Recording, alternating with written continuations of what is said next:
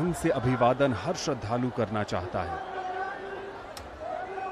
महाकुंभ में शामिल होने की खुशी, महाकुंभ में डुबकी लगाने का उत्साह और साथ ही साथ संतों, महंतों, महामंडलेश्वरों, श्री महंतों से आशीर्वचन प्राप्त करने की चाह लिए भी बहुत सारे श्रद्धालु यहां पर आए हैं।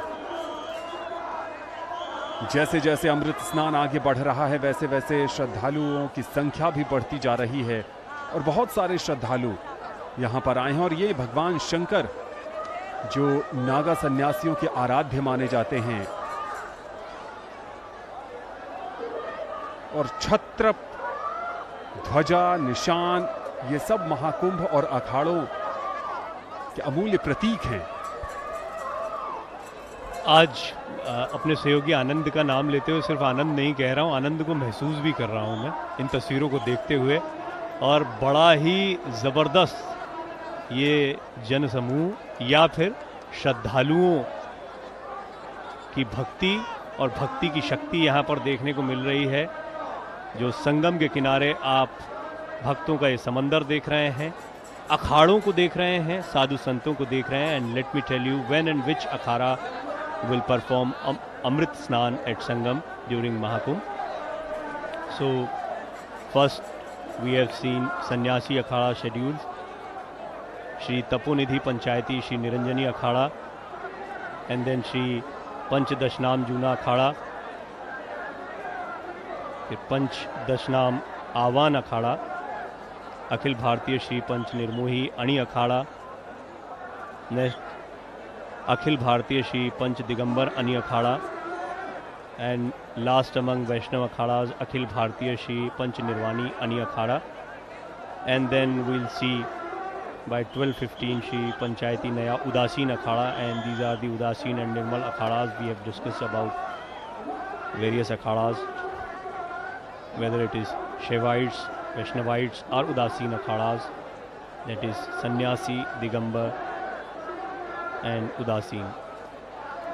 So it's really a mesmerizing morning at Sangam, and let me tell you the importance of, we have seen a beautiful report on the importance of this place, because we have so many worship places of great importance at the Sangam. Let us begin with the Bade Hanuman Ji, because it's Tuesday today.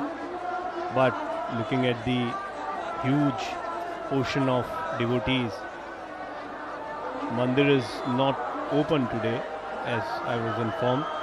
One of the most iconic landmark near the Sangam, the temple houses a massive reclining idol of Lord Hanuman, an incredibly rare depiction. It is said that this idol not only protects Prayagraj from natural calamities, but also grants strength and blessings to those who seek Lord Hanuman's grace. Devotees believe that visiting this temple helps overcome obstacles and fills their lives with divine energy. And I can hear Hanuman Chalisa while I am talking about this temple.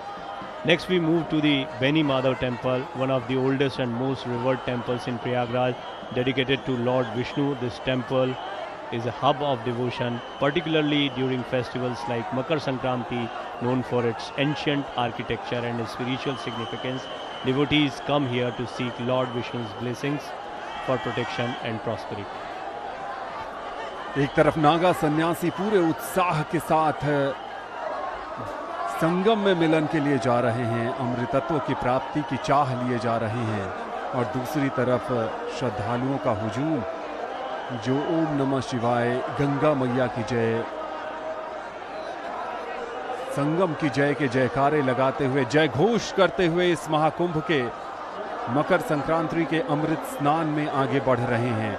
ये अद्भुत दृश्य हैं, ये नज़ारे 144 वर्षों के बाद जीवंत हुए हैं, जिसकी प्रतीक्षा शास्त्रों के अनुसार देवी देवताओं को भी होती है। और मान्यता तो ये भी है कि अमृत स्नान में देवी देवता भी आकाश से उतरकर संगम में डुबकी लगाने के लिए आते हैं। अलग अलग अखाड़े और अलग अलग उनके निशान, और उन निशानों को सर्वप्रथम स्नान कराया जाता है और उसके बाद ही उन अखाड़ों के जो महामंडलेश्वर हैं, संत हैं, महंत हैं, वो स्नान करते हैं। जैसे हमने नागा सन्यासियों को देखा, वैसे महिला नागा की भी प्रथा है और महिला नागा भी उसी तप और समर्पण के साथ उनका भी वैसे ही चयन किया जाता है जैसे नागा सन्यासी बनने की प्रक्रिया है। एक बहुत लंबी प्रक्रिया है नागा सन्यासी बनने की। अपने